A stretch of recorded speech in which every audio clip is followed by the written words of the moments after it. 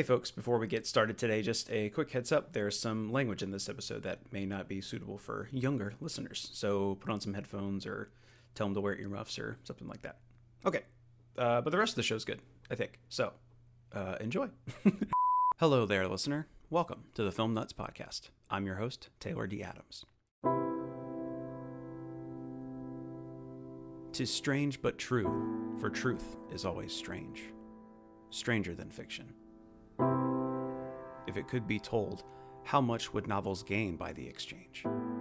How differently the world would men behold? I didn't write that, obviously. Way too proper and poetic to be in my wheelhouse. No, that's from Lord Byron's satirical poem, Don Juan, published back in 1819. But the idea of the truth being stranger than fiction is something that could very well have existed in our collective subconscious since fiction writing first began. But what happens when the subject of a work of fiction turns out to be real, and both the subject and the author realize it?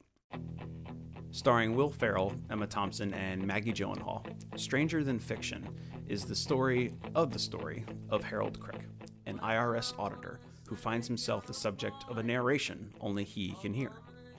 A narration that begins to affect his entire life and death. Stranger Than Fiction was suggested by today's guest, hip-hop artist, producer, and sound designer, Pat Jr.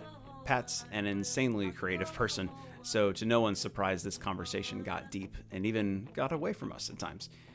We end up going off on tangents about Chance the Rapper, Transformers, and the Teenage Mutant Ninja Turtles. But we tie it all back to this wonderfully unique and sweet movie. If the audio sounds weird at times, it's because I had to record from my closet this week. My apartment's landscapers don't really have a schedule, so they just start cutting down trees and bushes whenever. But life goes on. So, here's Pat Jr. talking about Stranger Than Fiction on the Film Nuts Podcast.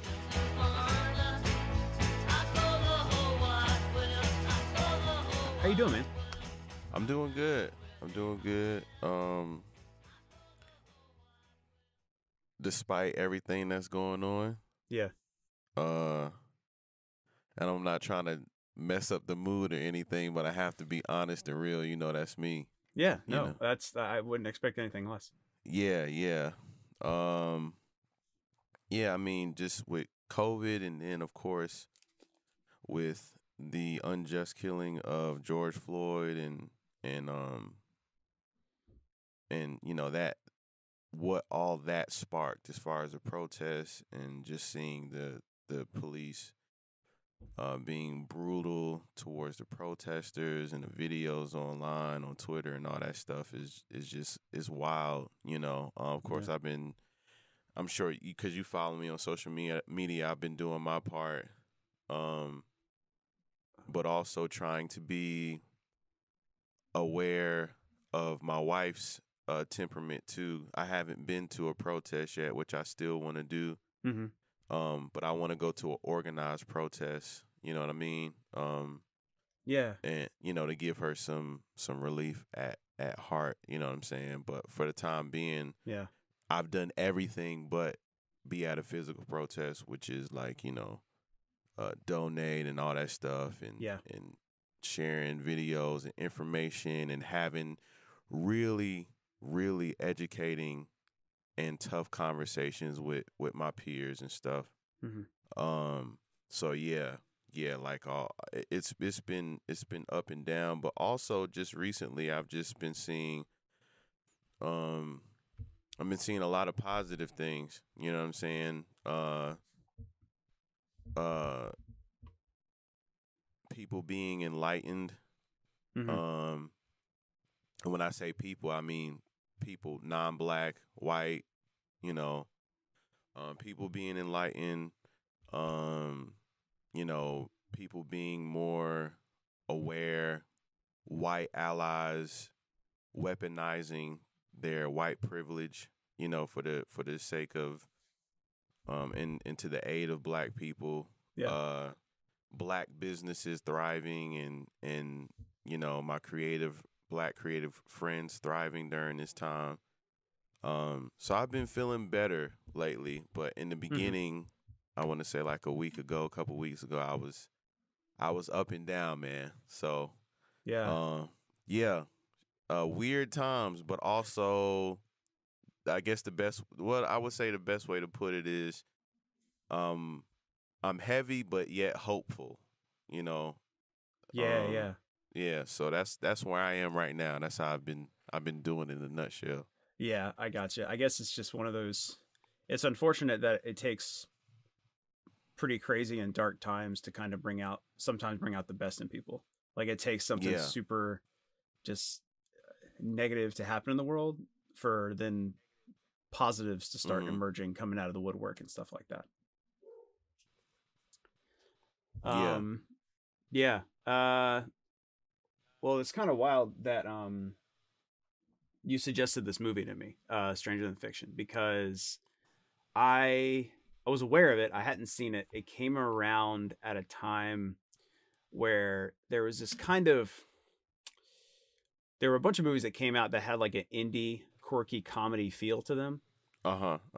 That starred major actors, major celebrities. So for me, I had seen a bunch around that time. Like Little Miss Sunshine was one that came to mind. So this movie kind of was, I don't know if it got lost for me, but I kind of associated it with just a general movement. So it was cool that you recommended this to me because I was really looking forward to checking it out. And I don't regret it at all. I really enjoyed it. But one of the crazy things is that it's the title is inspired by a couple different quotes that have to do with basically that the truth is stranger than fiction.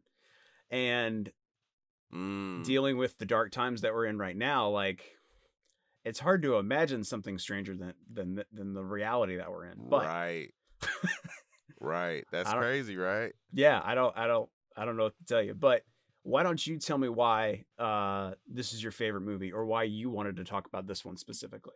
Yeah, I mean it's one of my favorites. It's I just honestly, man, like I guess I always enjoy watching movies that attempt to break the fourth wall, if you will. Right.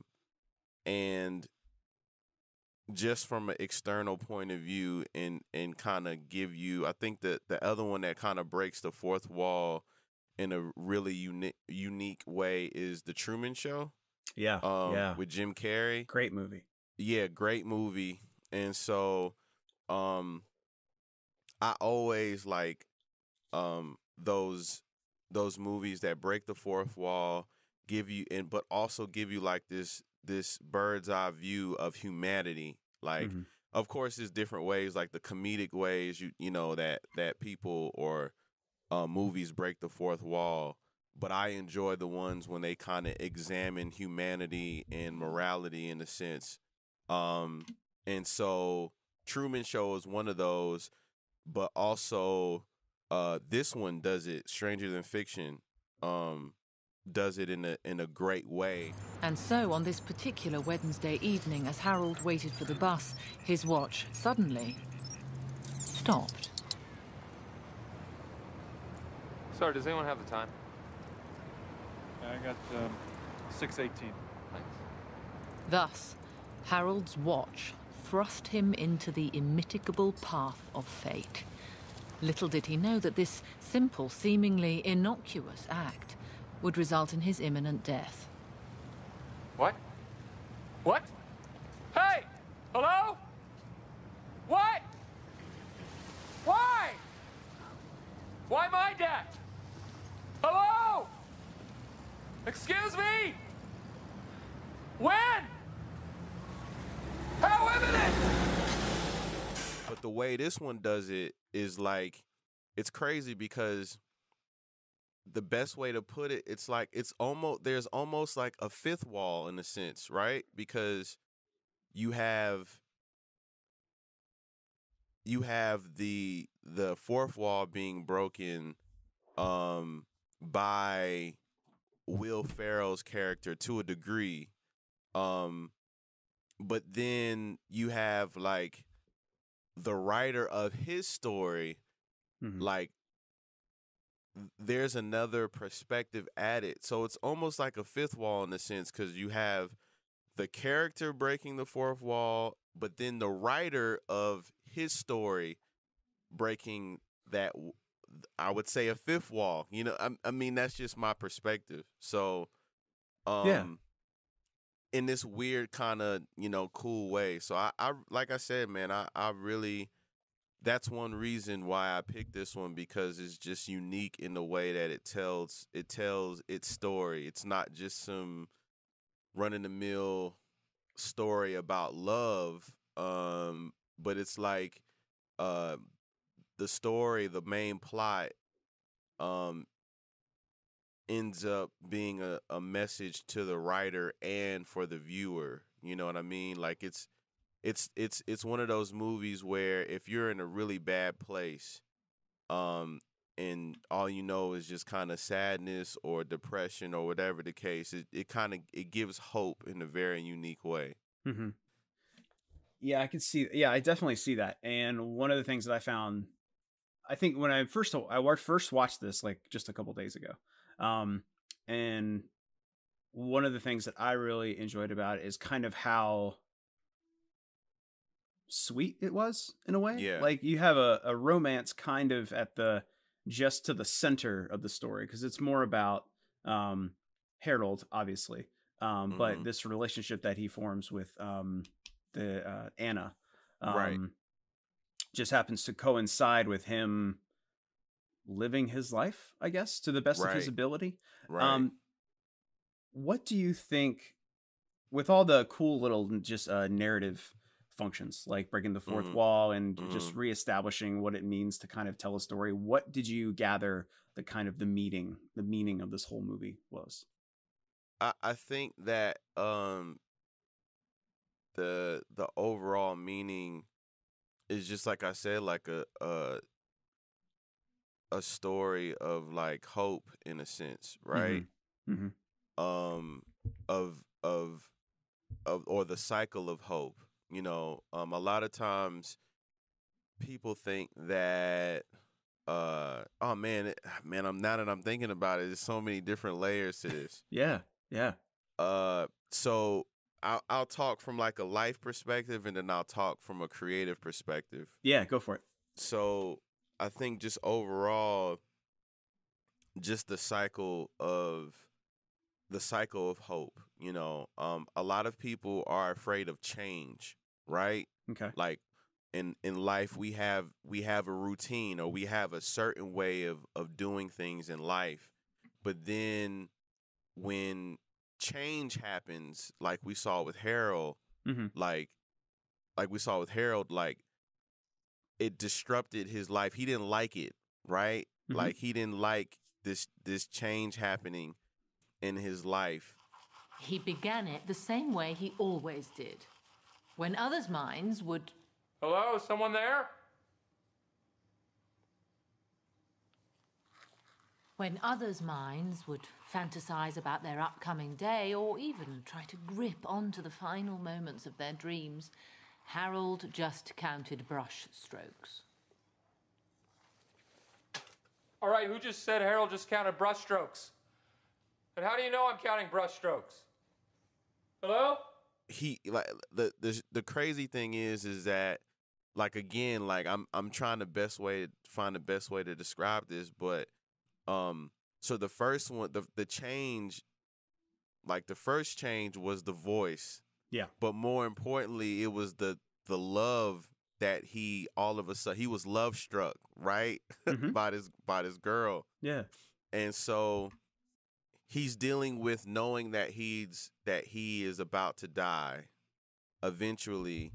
And then when he finds out how he's going to die, he accepts his fate. But I don't think that he could have accepted his fate until he went through all of those changes in life. Like not sticking to his routine, just living his life to the fullest, not sticking to his normal routine, like going all the way for Anna, like for this girl who he was love struck, because it totally changed his normal routine in life, like the way he accomplished things, because he was a very like low key outside of his boring life at his job, he was a very successful man. Like he was the guy that everybody could count on. And so those disruptions messed up, I guess, in a sense, his like view of success. You know what I mean? Like he didn't like it. It disturbed his world. But by him, the cycle of hope. So, you know, you have a regular routine, then a change happens that disrupts your life. Then an obstacle or fate or whatever that thing that breaks you, you know, because it like literally like he was broken in a literal sense, but he was also broken in like an internal sense because like the world that he knew and the routine that he knew was shattered. You know, it was disrupted. But it's also a story. It's a story of hope, you know, and evolution, I would say, because it like, you know, you see the change, you see the brokenness, but then afterwards, like he has this new sense of life. You know, when he's in the hospital, when he's with Anna, he's like, oh man, like I thought I was gonna die. I thought my story was over. And I think that's what we all deal with in life. Like we're living a regular routine, then something crazy happens, like somebody in your family passes away, or like you fall out with a friend, like who you guys thought you were friends, and there's no resolution to that because, you know, and when you step back and look at the situation, it's like, man, like I really evolved, I changed, or what, and this person hasn't learned this or hasn't matured in a certain area, or whatever the case is. Like, you know, you fall out with a friend or whatever that disruption, that fate or that negative thing that we may see happens in our lives. It's not the ending moment for us, you know, because some people like, my world is totally over. Like it's, you know what I'm saying? Like, yeah, I'm done. Like in a sense. Yeah. You lose a job, you get fired, you get laid off, or, you know, you lose a bunch of money you had tied up in something. But these moments should, you know, these moments are made for us to grow, to learn from. It's not the end of the world, and so to speak. And if we accept those things, we should, you know, if we accept those things, those are the moments where we evolve and we grow. And I think that's what we saw with Harold, but then we also saw that with, and I can't remember the lady who was writing his story, but that's what we saw with her, because it was like a parallel in a sense, because she was so used to writing, and now I'm speaking from a creative sense, like she was so used to writing those stories or those novels about death. Yeah. And she was successful in that. But then when she wrote about Harold, and she wrote about, like, you know, or when she realized, I'm narrating this person's life, and I'm forgetting what the guy who was helping Harold, the professor that was helping Harold. Right. Dustin Hoffman's character. Yeah. He was just like, you know, when it came to that moment when he was like, Harold gave him the script, or gave him the novel. He read it. He was like, you have to die. Yeah. Like, you have to die. There's no, like, and so Harold read it, and he was like, okay, I'm accepting this, you know. But then it's like, I think they were saying, like, this is her best work ever. You know, she has to finish the story. She has to write the story. But then she was like, you know, no, I'm changing it. Like, she realized, I think in that moment, because it was her character and it was so in her face. And I'm probably not thinking about the meaning of it, but she experienced from the outside looking in how much his life changed and how much his life has been impacted just by the disruption in his life or whatever.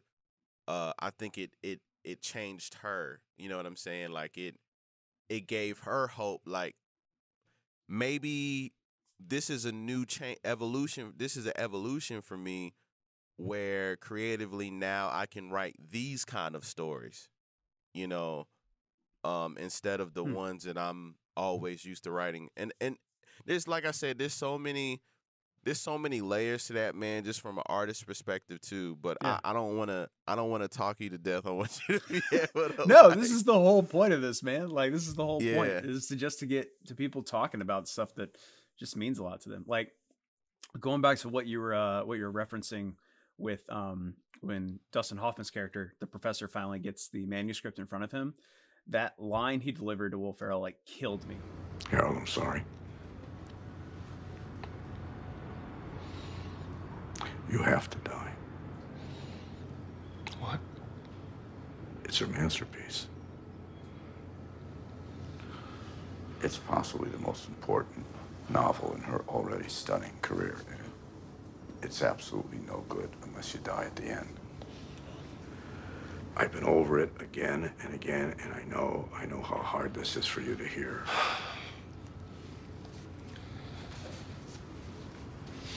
You're asking me to knowingly face my death? Yes. Really? Yes. And I was like, oh.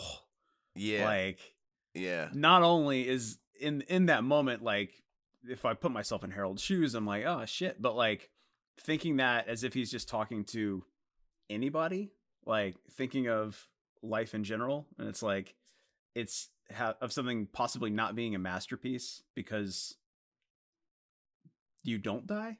Mm-hmm. Like, that's super, like, it's just extremely thought provoking. It is. And one of the things I read an interesting review from Roger Ebert back when this movie came out, and he kind of took an interesting meaning, is that, does this movie, is it about our collective, our responsibility? Do we have a responsibility to art? And the fact that when you're dealing with Emma Thompson's character, the actual writer, her all of a sudden being kind of confronted with the responsibility of it in a very literal way, when it's like, oh, this man's life is real, is in your hands, is coming out of your typewriter. Yeah. Taking that literally and thinking about, like, oh man, whatever we as creatives or artists create, like, really, if we really take responsibility for what we're doing, it adds that much more meaning into what we make. Right. And I wasn't even thinking of that when I was watching this movie. Obviously, I just watched it for the first time a couple of days ago, so I was just enjoying the ride. But reading that, I thought, man, that's deep. I wouldn't have gleaned that at all, but it makes so much sense. Yeah. When was the first time you saw this movie? Oh man. What year was that? 2006. So yeah, I was in high school. Yeah. Did you see it in the theater? Yeah. Okay. I saw it with my now wife. Mm-hmm. Man, that was a long time ago. Yeah. Yeah. So yeah, I saw it with her, and yeah, I was a fan of Will Ferrell, and movies like that always pique my interest. I can't even remember the trailer, but yeah, I just thought it was interesting, and I saw it in the theater. And honestly, if I'm 100%, like, if I'm 100% transparent with you, yeah, when I text you and I told you this is the movie that I want to talk about, that was my second time watching it. And the reason being, I have this thing with movies. This is just my, I guess, this is a part of my religious, my movie religion, if you will. If I watch a movie and it's very impactful and very unique to me, then I will not watch it over and over again, because I feel like it loses its power.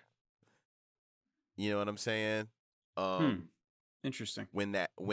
Yeah, that's just my take on it. Like it loses its power that way.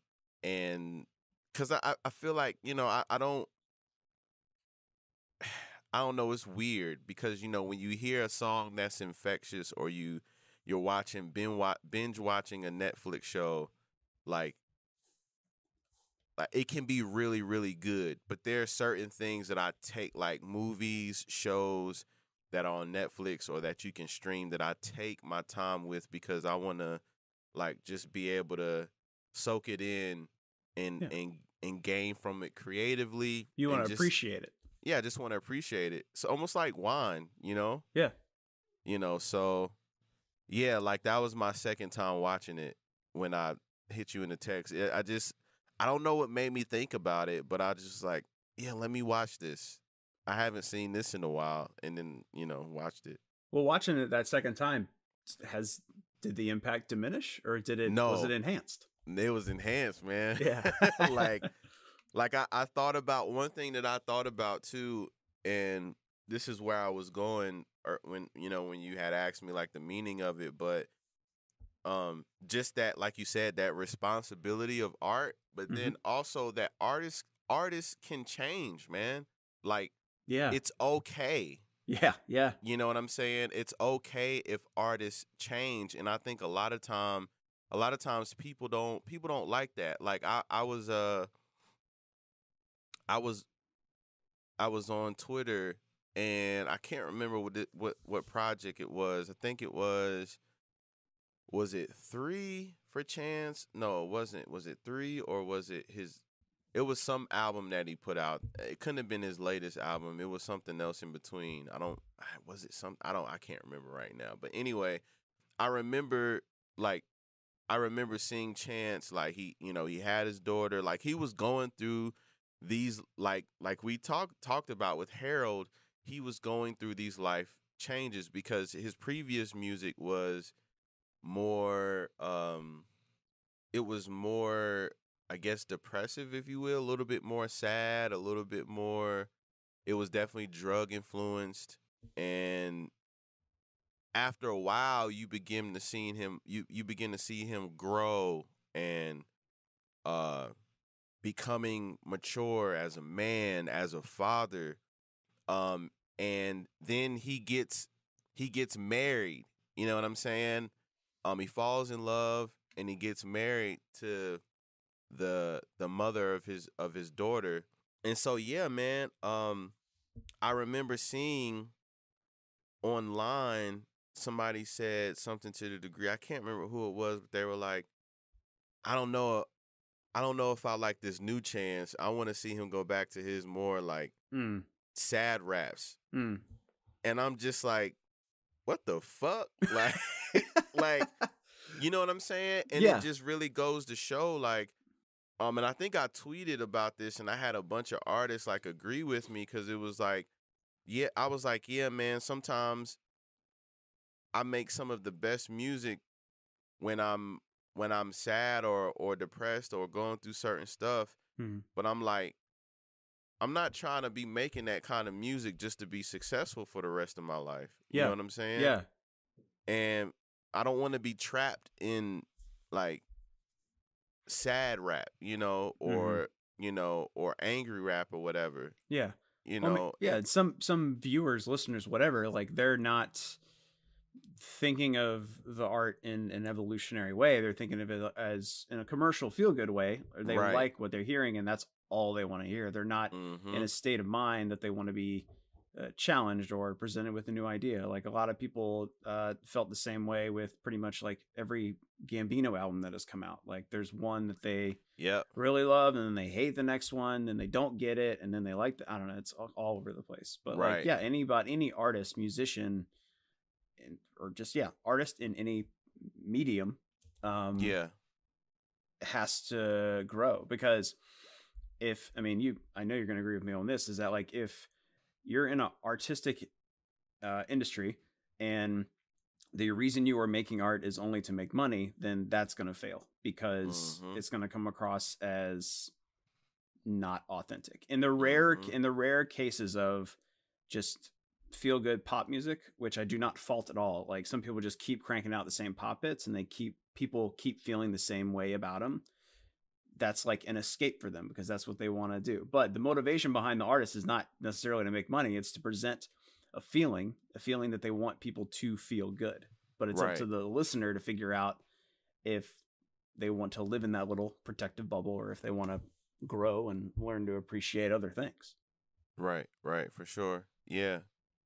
And I think like you were saying, like it just it goes back to the point of people not liking change. Yeah. You know,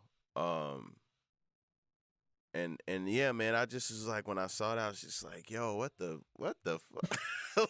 Like, seriously? Like, yeah, the man can't grow, he can't fall in love, he can't evolve. Like his life has to stay sad in order for you to stay happy or enjoy his music. You know what I'm saying? Like, yeah. In order for you to feel good about or content or, you know, whatever, like where you are, you know, for you to vibe out. And it's just, you know, I just found that. But so to my point with Emma's character is just like, you know, it was really cool. So that moment for me, especially as an artist, because like my older music is more sad, more angry, more depressive, more you know, more kind of like there's not a lot of happy moments in my older music. But it's real though. Yeah. I mean, it was where I was in life, man. Yeah. And I feel like my last album, I Thought I Knew, was a closing of a chapter for me. And in that, you know, I'm in a new place in life. I've evolved. I have a new way of thinking. I kind of told that story that led up until that change. And so now, like, I'm excited about the new things that I'm doing. And so maybe, like, who knows, like, maybe if I did another sad album or I'm going through some bad shit album that would have been my masterpiece or whatever the case is to the, you know, to the masses or whoever. Mm-hmm. But I think like it's okay, especially with Emma's character. Like when she went back to the professor, and you could kind of tell she was just like, well, what do you think? Is this okay? Like, will it, like, you know? And I think he said something like, I think he was talking to her more to, like, the message that he was trying to say to her was kind of like, well, are you okay with it? Like, are you know what I mean? Like, yeah. Are you okay with this ending? It's okay. It's not great. No, it's okay. It's not bad. It's not the most amazing piece of English literature in several years, but it's okay. You know, I think I'm fine with okay. It doesn't make any sense with the rest of the book, though. No, not yet. I'll rewrite the rest. My assistant said she'd go back to the publisher and request more time. Why? I don't know. It's awfully sweet, though. No, why did you change the book? Lots of reasons. I realized I just couldn't do it. Because he's real? Because it's a book about a man who doesn't know he's about to die and then dies. But if the man does know he's going to die and dies anyway, dies willingly, knowing he could stop it, then, I mean, isn't that the type of man you want to keep alive? Obviously she went with her ending, and it ended up sending of course we don't know how the book sold, but it really doesn't matter because it ended up sending a more, it sent a bigger message, if you will. Yeah. To the audience, you know, and so on so many different levels, and that's how I how I felt about like, man, nah, this feels good. This feels right. You know, I'm taking responsibility for my art and for who I am, because this is just where I am right now, and I accept that. You know, so yeah, man. Did you have a particular favorite part or scene from this? Oh man, did I have a particular favorite scene? My favorite scene is kind of like the setup. It's twofold. It's the setup and then kind of like the punchline, or the closer, if you will, like within the movie. The setup is when he's finding out, like he's doing the stuff that he's been wanting to do for a while. And Harold, and he goes to the guitar shop, the music shop or whatever. How Emma's character is narrating that part. Like, and she nails, the writer of the script nails every, like, because he's looking for a guitar that fits him, that fits his character, where he is in life. Right? Yeah. And she's describing everyone, like, as he's looking at it. And what's really dope is that I think that scene is very reflective of he's finding out who he really is at heart, instead of this life that he's been forcing himself to live, or you know what I'm saying, or pushing himself to live. Here Harold stood, face to face with his oldest desire. And stand is almost all Harold did. It wasn't just about finding a guitar. It was about finding a guitar that said something about Harold. Unfortunately, this guitar said, "When I get back to Georgia, that woman gonna feel my pain." This one said something along the lines of, "Why, yes, these pants are lycra." These said, "I'm very sensitive, very caring, and I have absolutely no idea how to play the guitar."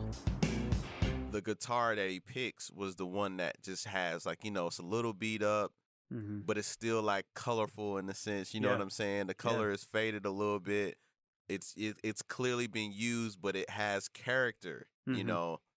No pun intended, but it matched who his character was in her story. And so I thought that was pretty dope. And then kind of like the finisher, or the full circle moment, was when he's at Anna's house and he saw a guitar and was like, you know, she was like, you here, he's like, nah, I'm not gonna play it. And then she goes in the kitchen and then he starts playing what happens to be like her favorite song, and he's singing it. And that just moment was just like, it was just so like, it was touching, you know what I'm saying? Because it's like, it's almost like of course it's a very romantic scene, but it's also like the right person accepting who he is, or him evolving, you know what I mean?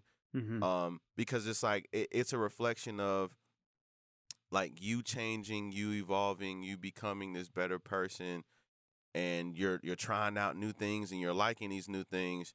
And I'll get to because I'm thinking about the artist parallel, but you're trying new things in life and you find new people who you become friends with or whatever. It's like, oh man, like you were afraid to share this new hobby or whatever it is, and it's like, oh man, you like that too? Oh yeah, I like that too. And it's like a sigh of relief, like, oh okay, cool. Like, cool.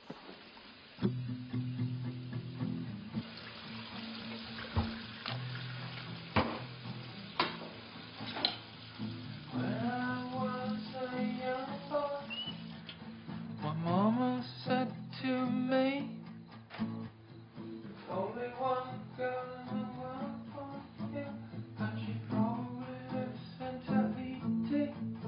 I'd go the whole wide world, just to find out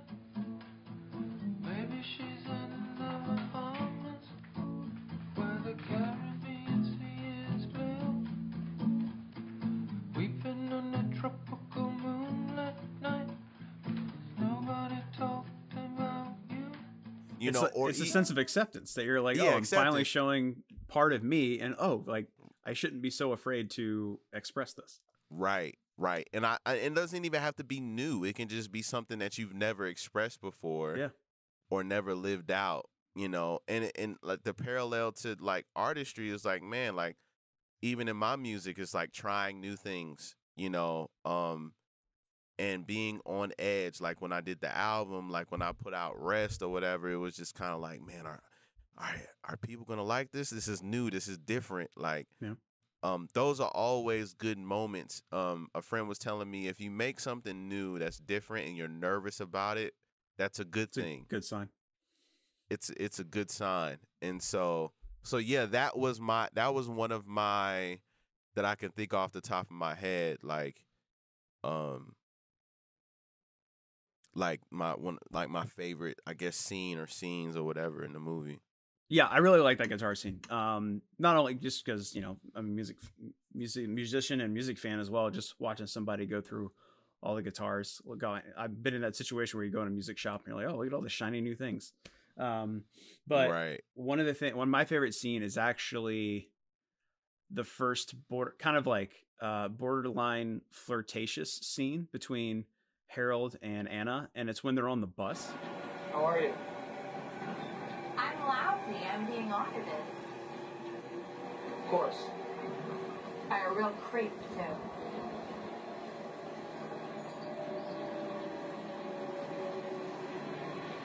I think I owe you an apology. Really? IRS agents, we're given rigorous aptitude tests before we can work. Unfortunately for you, we aren't tested on tact or good manners, so I apologize. I'll hobble you. Sorry. There's something about the bus itself that was so captivating to me, and specifically where Harold was seated. Like, he sat in the middle of the bus, and it's one of the buses that's so big that it bends in the middle. And so the entire time that he's talking to Anna, he's basically fluctuating. Like, he's constantly moving, fluctuating. And whether that's some kind of metaphor for him himself, he's starting to begin a journey of discovering self. He's kind of wavering back and forth. Or whether it's the fact that it just adds a little bit more fun and humorous movement to a scene that starts off kind of awkward, but ends up being relatively friendly and kind of enjoyable to watch, and pretty like cute and wholesome to witness too.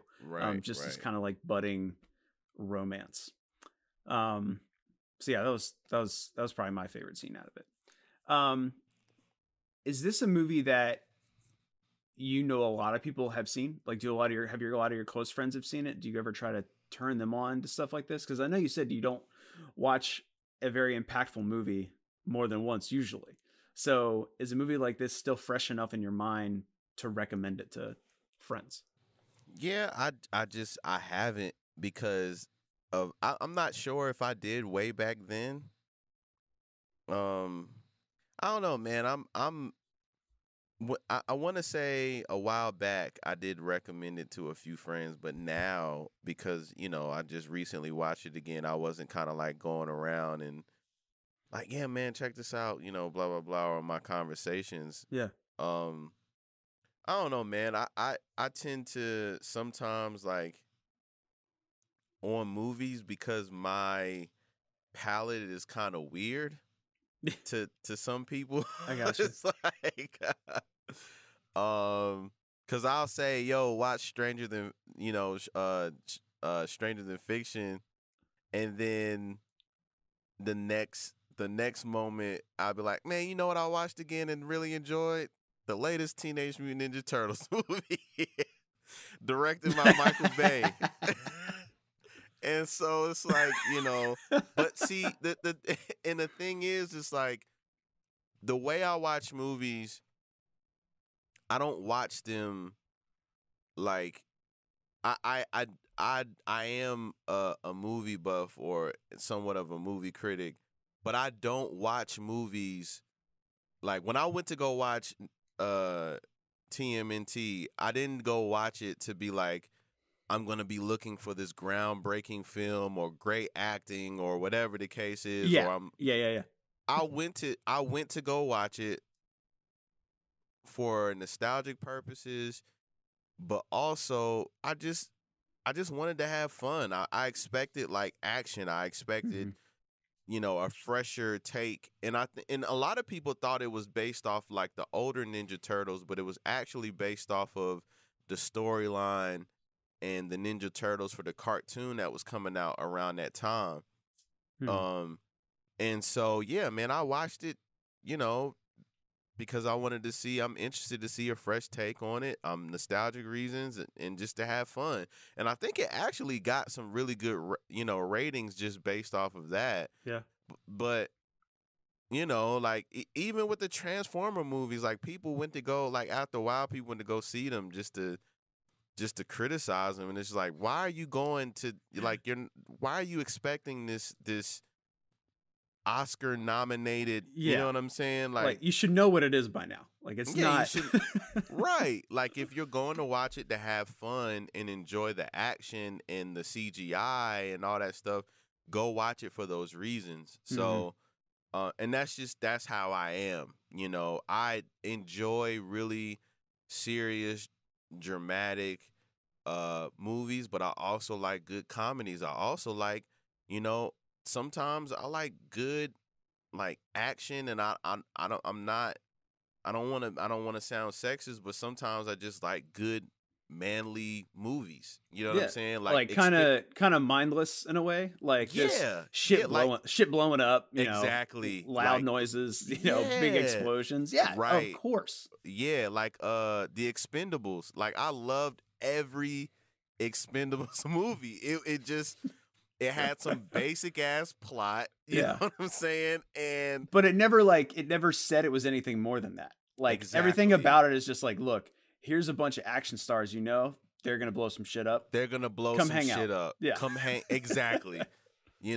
And I just like stuff like that sometimes, So yeah, like that's just I never, cause then you have these conversations, or I've had these conversations where, I'll talk to people about like, I'll talk to them about like, we could be talking about, I don't know, Inception or something like that, which is one of my favorite films. And then I'll be like, yeah, man, you remember Dumb and Dumber or some basic ass movie or some funny.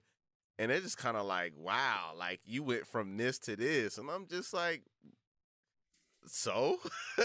There's no box. You don't have to be within a box. Well, like I think some people are, man. And so that's why I really don't, I'm very like picky. With you, I share, you get it. Like I can share my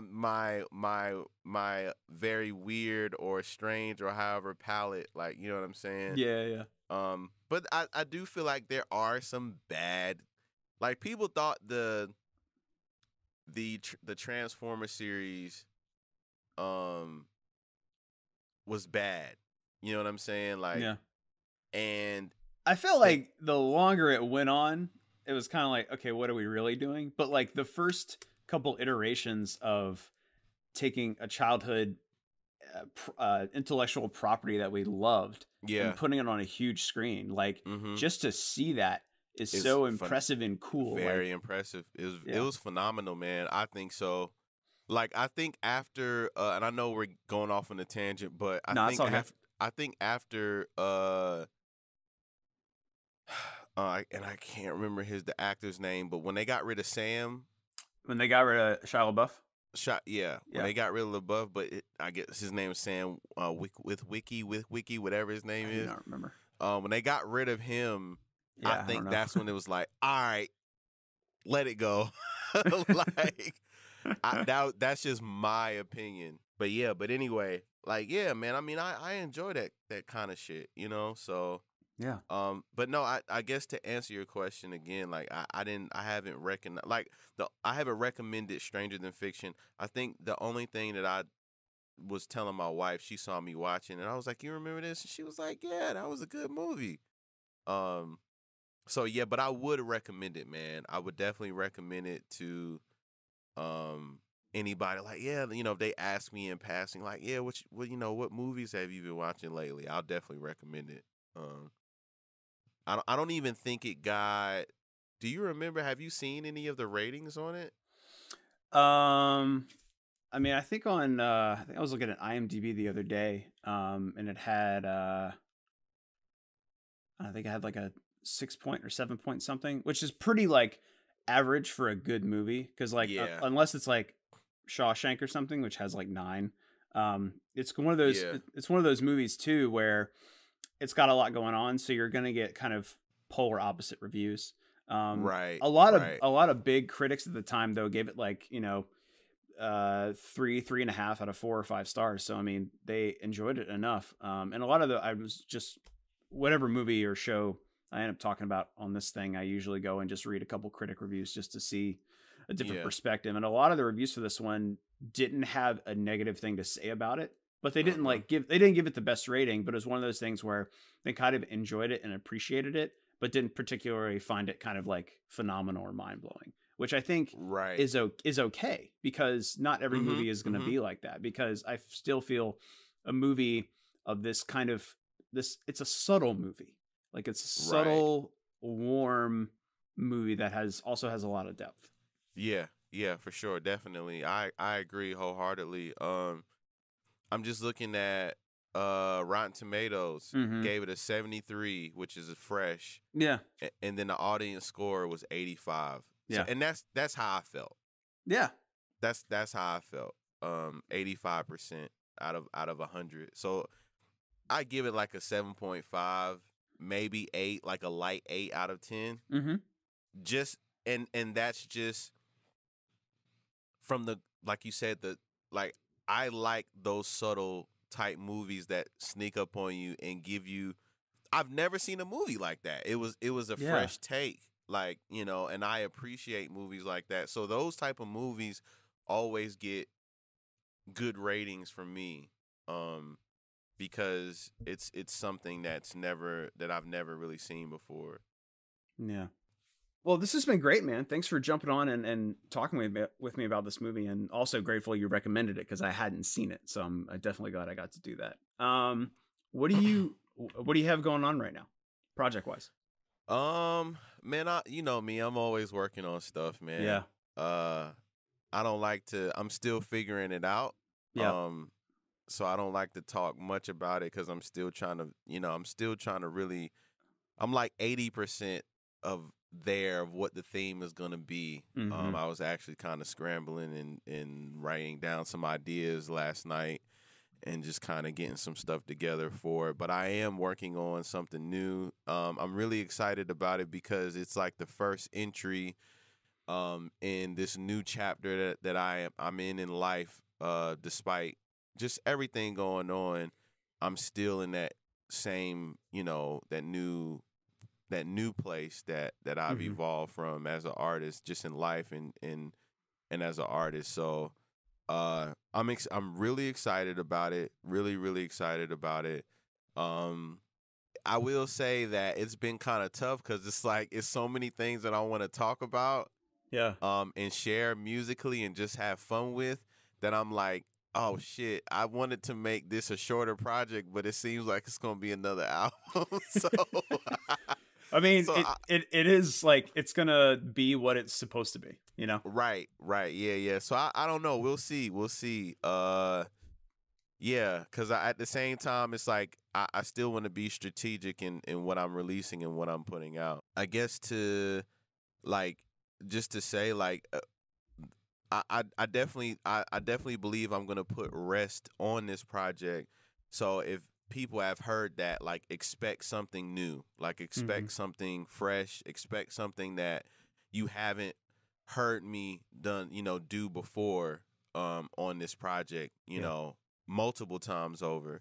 As far as style of production, like for my last album, it's not gonna sound like that because I'm working with different producers. For this one, like I like to I'm in the experimental phase, so I like to try different things that work for me. And I'm not like, you know, I'm still working with Daniel still, but you know, I just right now I would say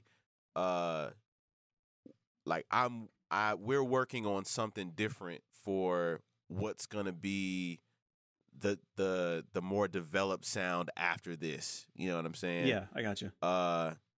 So yeah, I'm trying not to say too much, but also hype it up a little bit. Yeah. Build the mystery. Yeah. Yeah, I'm trying to build a mystery, but you know, not say too much at the same time. But yeah, but anyway, other than that, man, like I don't know if you've been seeing like the Do Both kind of series and episodes that I've been those doing. have been dope, dude. I really enjoy those. Yeah. So I've been releasing those, and people really like them. I'm excited about like the next few that I'll be doing. I've just creatively, I've been working on just several things and staying inspired, man. That's awesome, man. That's great, especially during these times. It's good to try and find some creative positivity flowing around. Yeah, for sure. I would say like it's definitely a blessing to still be in creative spirits, you know, while all this stuff is going on. I'm really thankful for it, especially because it's my job. Like it's my job. So it's my job to be creative. And if I'm not inspired, I can't work, can't make money, you know? Yeah. So yeah, man. I feel you, dude. Well, I'm grateful for you coming on today, man. I really appreciate it. I appreciate this, man. This is cool. I just been catching my breath. Plenty rest. Always fun talking with Pat. And if you guys want to check out his music, and I highly suggest you should, you can just search Pat Junior, Junior, on any streaming platform. And I'll put a link to his stuff in the show notes as well. His latest single, Rest, I guarantee is going to stick with you. And in fact, it's playing in the background right now. And going back to what he said earlier in the interview, the sense of hope that is abundant by the end of this film, combining that with Pat's general hopeful sense about what lies ahead for our world, left me with an optimistic feeling by the end of our chat that was honestly very, very well. Working smart, working hard, but lately I've been on my nodding. Mark Twain once said, "Why shouldn't truth be stranger than fiction? Fiction, after all, has to make sense." And during these strange times, I want this conversation to serve as a reminder to check in on your friends and family. Even just dropping them a text asking how they are is good. You'd be surprised how just reaching out like that can give anyone even the smallest helpful sense of hope. And if you want to throw a little hope our way, all you have to do is subscribe. If you're listening on Apple Podcasts, leaving a rating and review helps out a lot too. And if you want to get in touch with us, you can find us on Twitter at FilmNutsPodcast or shoot us an email using the address hello@filmnutspodcast.com. Anyway, that's it for this week. Thank you so much for listening. I will let Pat Jr. play us out. I just been catching my breath. Plenty rest. Baddie misses for the sex. Holder savings, blow a check. I just been catching my breath. Plenty rest. Baddie misses for the sex. Holder savings, blow a check. I just been catching my breath. Plenty rest. Baddie misses for the sex. Holder savings, blow a check.